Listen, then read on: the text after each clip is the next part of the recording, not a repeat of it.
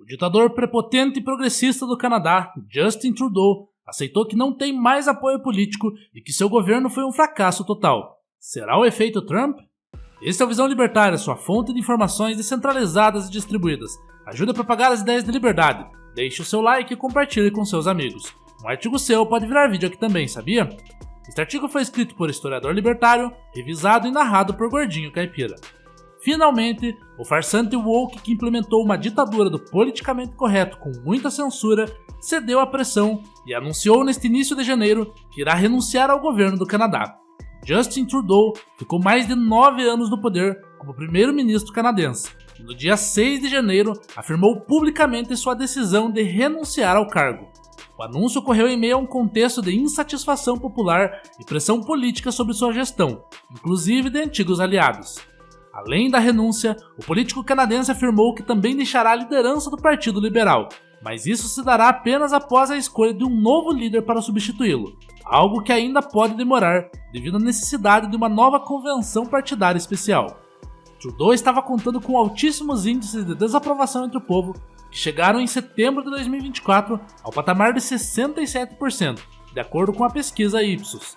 Na palavra de Trudeau, abre aspas, o país merece uma escolha real na próxima eleição. Ficou claro para mim que se eu tiver que travar batalhas internas, posso não ser a melhor opção nessa eleição.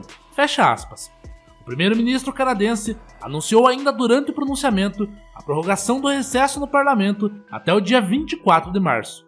De acordo com a emissora pública do Canadá, a CBC, a governadora-geral do país, Mary Simon, que ocupa o cargo de chefe de Estado em nome do rei da Inglaterra, concordou com a prorrogação durante uma reunião com Trudeau.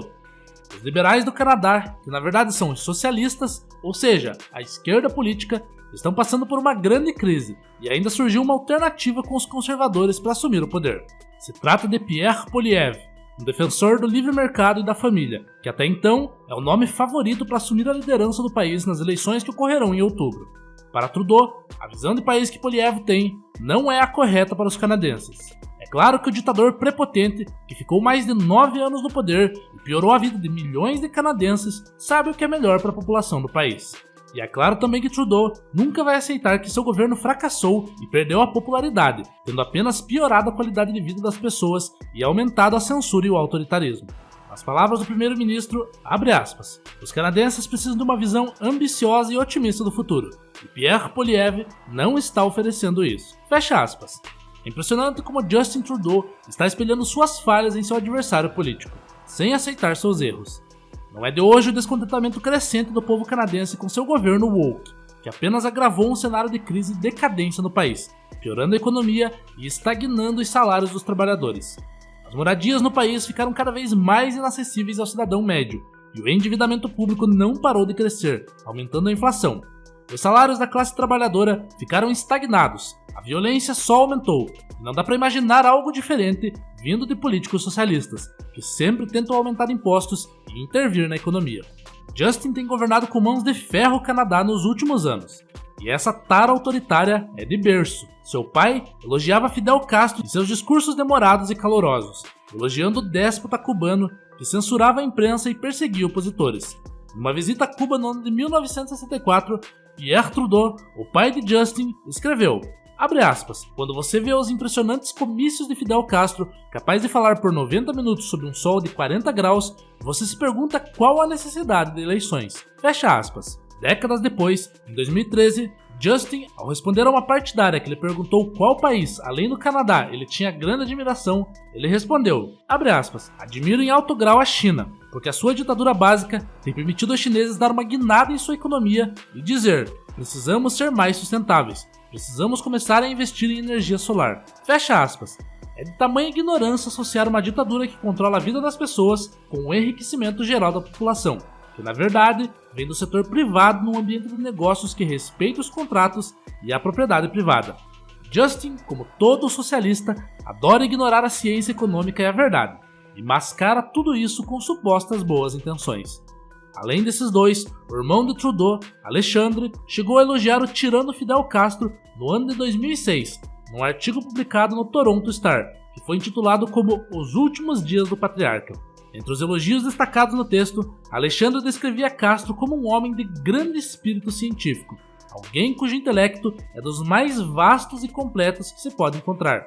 Ele ainda escreveu que o ditador cubano era um expert em genética, em automotores a combustão, em mercado de ações, em tudo, uma espécie de super-homem. Baita ditador, não é mesmo? O que não falta na família do primeiro-ministro canadense são elogios a esse tirano que mandou matar milhares de pessoas e destruiu a economia da pequena ilha de Cuba.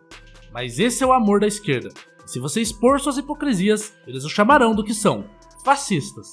São os mesmos que ousam rotular seus críticos como extremistas, mas ignoram os gulags criados por Stalin, o Holodomor na Ucrânia e a grande fome de Mao na China, com dezenas de milhões de mortos. Quando Fidel morreu, aos 90 anos de idade, Justin Trudeau teve a coragem de dizer o seguinte sobre o tirano comunista: revolucionário e orador lendário, o Sr. Castro melhorou consideravelmente a educação e a saúde de seu país. E acrescentou citando uma referência familiar, abre aspas, sei que meu pai tinha muito orgulho de o chamar de amigo, fecha aspas. Isso porque o pai de Justin, Pierre Trudeau, foi um militante revolucionário de extrema esquerda, tendo influenciado diretamente seus filhos. Pierre sempre defendeu as ditaduras comunistas, como o regime despótico de Joseph Stalin, na União Soviética, e o de Mao Tse-tung na China. O pai de Justin chegou a ser o primeiro-ministro do Canadá entre os anos de 1968 e 1984, e ele não tinha vergonha de defender os modelos totalitários comunistas. Para vocês terem uma referência sobre a apaixonada devoção da família Trudeau às tiranias comunistas, recomendamos ler as biografias Three Nights in Havana, Pierre Trudeau, Fidel Castro e The Cold War World, escrita pelo historiador Robert Wright, e The Truth About Trudeau, do historiador Bob Plamondon. Ambas as obras detêm um material documental bastante rico sobre a relação da família Trudeau com os ditadores marxistas. Enfim, deu para entender que o Canadá esteve nas mãos de comunistas ideológicos. E é por isso que Justin Trudeau começou a apertar o cerco contra a liberdade de expressão. Ele sabia que sua tirania estava fadada ao fracasso, com a informação descentralizada e o fortalecimento da oposição.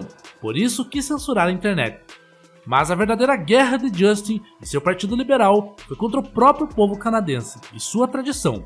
Tanto é que a antiga bandeira e os símbolos reais estavam representando, aos olhos dos políticos progressistas, um embaraçoso apego à Grã-Bretanha. Por isso foram abolidos. Outra coisa que incomodava a elite progressista canadense eram as divisões linguísticas, culturais e regionais do país, e até as religiões predominantes. Eles preferiam ir às Nações Unidas e fóruns internacionais para debater, e tinham o desejo de dissolver as identidades canadenses estabelecidas há muito tempo, dentro de um multiculturalismo oficial nas décadas de 70 e 80.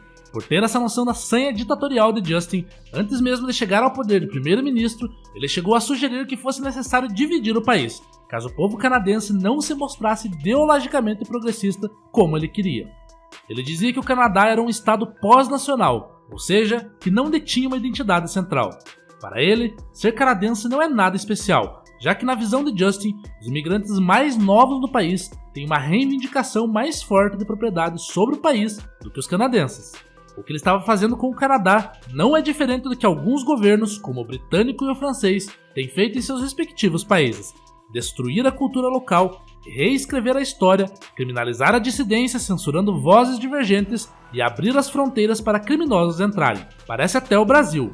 Como todo comunista, ele desejava reescrever a história do país e o imaginário da população. Colocou isso em prática ao remover dos passaportes canadenses as obras de arte que representavam a cultura e a história da nação. Além disso, vimos em seu governo a derrubada de várias estátuas de importantes figuras nacionais, como monarcas e primeiros ministros. As ruas e instituições estavam sendo renomeadas, seguindo uma cartilha ideológica progressista, ou seja, queriam mudar absolutamente tudo no país. Tudo isso tem método, e Trudeau queria abolir a história e a cultura do país, da mesma forma que todo comunista, quando alcança o poder, começa a reescrever a história. A doutrinação woke estava a pleno vapor e tinha dominado as instituições de ensino. Os cidadãos canadenses eram ensinados de que sua cultura é racista, homofóbica e colonialista. O governo até mesmo chegou a financiar um kit anti-ódio para ser distribuído nas escolas. Nesse kit, era ensinado que a antiga bandeira canadense, a mesma que o país usou para lutar contra os nazistas durante a Segunda Guerra Mundial, era um símbolo promotor de ódio. O objetivo perverso de sua agenda progressista era incutir ódio em seu povo contra a própria cultura e tradição, chegando a ensinar aos canadenses que todo o país era cúmplice de um genocídio de mulheres indígenas em andamento. Justin tentou emplacar narrativas mentirosas para sustentar suas alegações. No ano de 2021, surgiu um caso polêmico de uma chocante descoberta de covas coletivas em uma escola residencial, onde muitas crianças indígenas foram educadas no final do século XIX e no início do século XX. No entanto, após 2 anos de escavações arqueológicas e varreduras de radar, descobriu-se que a narrativa que o primeiro-ministro tentou emplacar de genocídio era uma farsa. Não houve assassinato em massa. Mesmo assim, o prepotente ditador canadense encomendou um relatório que sugeria criminalizar o negacionismo. A verdade passou a ser criminalizada. A mentira de Justin e toda a onda de histeria que ele gerou entre os militantes progressistas do Canadá teve como consequência uma onda de incêndios criminosos em igrejas. Apesar de ter supostamente condenado os incêndios, Trudeau chegou a dizer publicamente que eles eram compreensíveis, algo que incomodou os cristãos canadenses. E para provocar ainda mais os cristãos do país, a cruz e a flor de lis foram retiradas da coroa que fica acima do brasão de armas do Canadá. Sob sua gestão autoritária e woke, políticas como aborto e eutanásia foram defendidas e se tornaram objeto de financiamento público. Além disso, o ataque a comunidades e famílias religiosas se tornou cada vez mais comum. Foi isso o que revelou uma pesquisa do ano de 2022, feita pela Angus Reid, a qual sugeriu que os cidadãos canadenses cada vez mais estão vendo o cristianismo católico e evangélico, além do Islã, como religiões prejudiciais. Assim, à medida que os pais mais conservadores e religiosos, sejam eles cristãos ou muçulmanos, resistam às políticas estatais de ideologia de gênero nas escolas, Justin, o ditador prepotente e progressista, os rotulava de odiosos e iludidos pela extrema-direita. Um episódio marcante no país que expôs todo o autoritarismo de Trudeau foram as medidas draconianas durante a crise sanitária e o que o governo fez contra o comboio da liberdade, que foi o famoso protesto de caminhoneiros. Essas pessoas trabalhadoras, cansadas do lockdown e das medidas restritivas, além de mandatos de vacinação obrigatórios, fizeram enormes protestos para se rebelar contra as políticas agressivas de Trudeau. Como resposta, Justin rapidamente invocou a rigorosa e draconiana lei de emergências, que teve como efeito o congelamento de contas bancárias dos manifestantes, e até os críticos bem intencionados foram denunciados pelo governo. Essas pessoas tiveram seus direitos violados apenas por se oporem às medidas de Justin e foram consideradas extremistas com visões inaceitáveis. Isso se trata de uma tática de demonizar qualquer crítico para fazê-lo parecer um radical perante a opinião pública, e vemos certos ditadores no Brasil adotando o mesmo método. Finalmente, o ano de 2025 começou bem, com esse ditador prepotente e amante de Fidel Castro anunciando o seu próprio fim, sabendo que não é mais popular e querido pelo povo canadense. Esperamos que a direita ganhe força no país e consiga alcançar o poder para reestabelecer a normalidade, e que os próximos ditadores no mundo ocidental caiam, entre eles Nicolás Maduro, Daniel Ortega, Miguel Dias-Canel e Lula. Obrigado pela audiência. Este é o canal colaborativo. Participe você também. Cadastre-se agora mesmo no nosso site visãolibertaria.com e envie seus artigos por lá. Os colaboradores recebem recompensas em Bitcoin. Inscreva-se no canal e clique no botão da campainha para ser avisado de novos vídeos. Até a próxima!